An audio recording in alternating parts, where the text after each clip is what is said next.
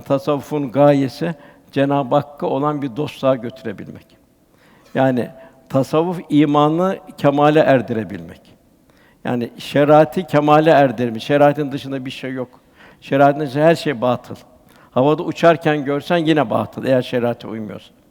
Tasavvuf şeriatı kemale erdirmek, Allah Resulü her hususta beraber olabilme gayretidir.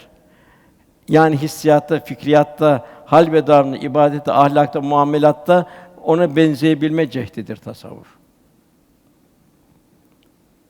Allah Resulü'nün kalbi hayatından gönül dokusuna hisseler almak, aynı Peygamber Efendimizin olduğu gibi rahmet üslubuyla bir itidal üzerine yaşayabilmek. Yine tasavvuf, Kur'an ve sünnet kalbi derinlikte hissedip ihlas, takva, muhabbet, marifet, aşk ve vecd içinde hayatına tatbik edebilme gayreti.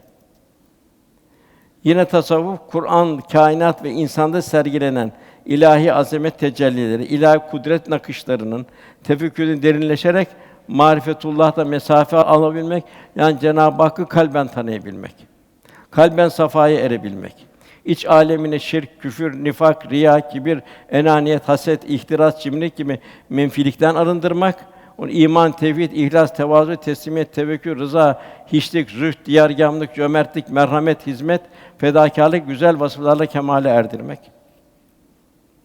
Bunu son nefese kadar devam etmesi.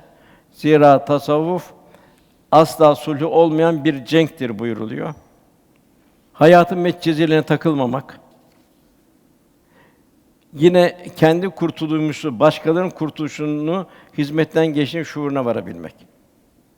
Yani velhasıl tasavvuf, takva, Cenab-ı Hak'la dost olabilmek, Allah Resulü'nü aşk ile yakından tanıyabilmek, onun yüce karakter, şahsiyet ve ahlakından nasip almak, dini özüne ve ruhuna uygun bir tarzda ve içinde yaşayabilmek gayretidir. Cenab-ı Hak inşallah bu bir dost olmayı kendisiyle ya onun tabi bu Cenab-ı Hakk'ın lütfuyla olacak. Yani bunun gayretinde olabilmeyi Cenab-ı Hak cümlemize ihsan eylesin, ikram eylesin.